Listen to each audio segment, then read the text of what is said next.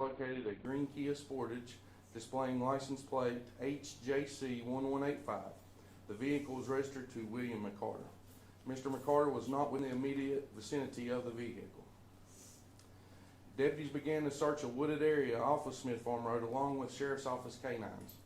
During the search, deputies located a body several hundred yards from the vehicle. The hands and feet of the body were bound behind the back.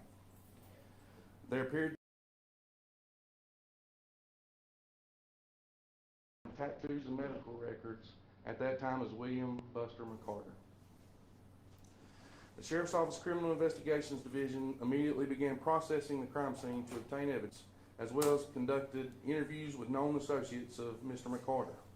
The investigation continued with the body being sent for autopsy with the North Carolina Medical Examiner's Office and further analysis by the Forensic Anthropology Department with North Carolina State University due to decomposition.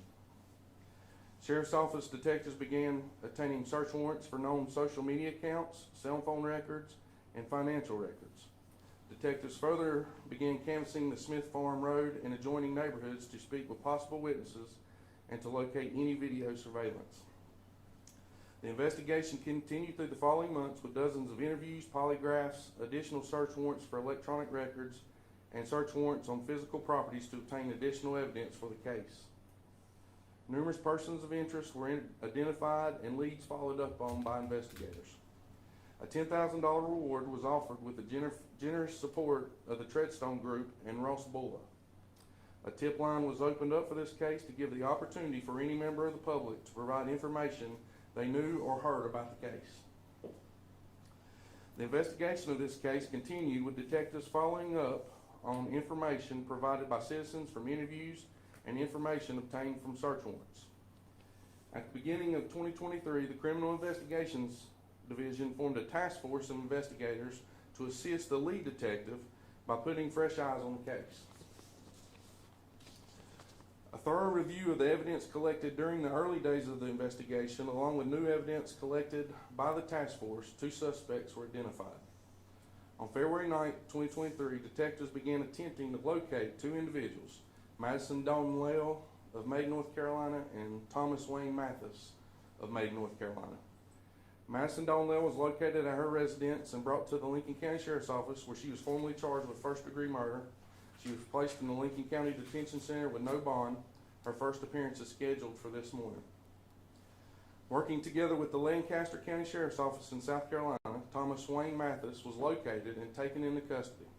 Mathis is currently being held in the Lancaster County Detention Center on a fugitive warrant awaiting extradition. I have been made aware that he did sign his extradition and he will be placed in our custody later on this afternoon. Once the extradition process is complete, Mr. Mathis will be transported here where he will be formally charged with first-degree murder. This was a very heinous and gruesome murder that is not common in Lincoln County. We would like to give our sincere condolences to Mr. McCarter's mother, Miss Sisk here, and to her family. We know that this has been a difficult time for you and your family. It has been the goal of this office case to completion, and we will continue to work this case until prosecution and conviction are complete.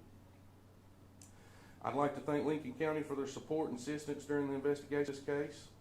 We'd like to thank the media for their coverage and to keeping eyes on it to draw attention to the case. The Lincoln County Sheriff's Office had assistance from Gaston County Police Department, Catawba County Sheriff's Office, the Lancaster County, South Carolina Sheriff's Office, Lincoln County Probation and Parole, Lincoln County Emergency Services, the North Carolina State Crime Lab, the North Carolina State Bureau of Investigations, the U.S. Department of Homeland Security, North Carolina Medical Examiner's Office, the North Carolina State University Forensic Anthropology Department, and Ross Bulla. The Lincoln County Sheriff's Office utilized the entire Criminal Investigation Division, which consists of 14 investigators that worked tirelessly on this case. They conducted close to 100 interviews, executed 50 search warrants, and devoted countless hours to get where we are today. Great. Thank you. Thank you so kindly. that is our job. We have a great group of detectives that would not let this case rest. I didn't never give up hope. I never gave up hope on none of y'all. And I thank y'all dearly. Any other questions? Major, can you tell us how the man was killed, Mr. McCarter? Blunt force trauma to the head. Hit over the head? Yes, ma'am. Can you spell the suspects' names, please? The suspects' names are Madison, Madison, Dawn, Dawn, Lail, Lail. Here's her picture. And then Thomas Wayne Mathis is Thomas, Wayne Mathis. And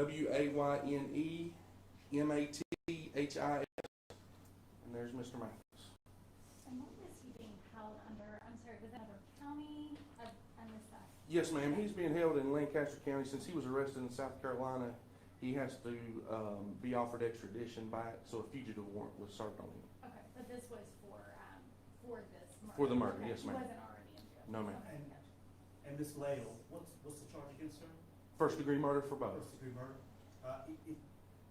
It sounds like this may have been a situation where they coordinated whatever happened in this case. We believe that it was a coordinated effort. As I said, we're still working the case. As most of you know, just because someone is arrested does not mean the case is over. So we will continue working. So some things we will not release just due to making sure we dot our I's and cross our T's. Can you talk about a motive? I do not want to release that right now either. What was their relation with the victim? They were acquaintances. They knew each other. And they, what is their relationship, the two suspects? The two with each other? suspects, they were also acquaintances. Can you talk about how DNA testing and forensic helped find these suspects? DNA testing was utilized in some of the evidence that was collected at the scene during the initial processing of the scene, and it also helped after the fact when we started individually processing different items as far as Mr. McCarter's vehicle and things of that nature. Was that because you guys used cross-reference with felons? How were you able to pinpoint your DNA to these individuals? That's not something we're ready to say right now. Were they already, do they have prior, do they have a record, either of the suspects? Yes, they had minor, nothing to this extent, of course, but yes, they do have records. Anything where their DNA would have been collected, any crimes in the past where the DNA would have been? That would have helped with this? No, ma'am. Okay. And then as far as how long his body had been there, how long? They estimated July 1st was the time of death, So roughly 13 days? approximately. And you said blunt force trauma. What object was used? Not ready to release that at this time yet either. Do you know whether that's where he was likely killed? Where Yes. he was found? Had an opportunity to speak with the victim's mother earlier today, and she expressed a lot of joy with you guys being able to solve this case. We know from her standpoint what the last year and a half has been like. Can you tell us within the department what the last year and a half has been like? Yes, I hope the public understands that we take every case we get and take it, I want to say, personal to us. We want to get vindication for the victims in the case to get what they need, no matter what the case is, but specifically in a homicide case like this. If you've spoken with Ms. Sisk, several of my detectives have spoken with her over the course of the investigation, and you can see the hurt that she feels, so you start to feel that hurt as well, as what she's going through. So that makes the investigators who work this, it puts a fire under them to do what they need to do, and they do take it personal. Well, to you solve sent it. a press release with most of this information in it later on this afternoon. Make sure that, Wayne, you've got it, so you don't have to try to take all these notes and everybody else that wasn't able to be at this press conference. We appreciate you coming today. Thank you so much, but this is going to conclude the press conference. Do you have other cold cases? Oh, yes, we absolutely do, and we work on those on a regular basis. We're not Charlotte, so we don't have a stack of them, but, every officer that I have knows exactly which cold cases you're speaking of right now. Y'all have a good day.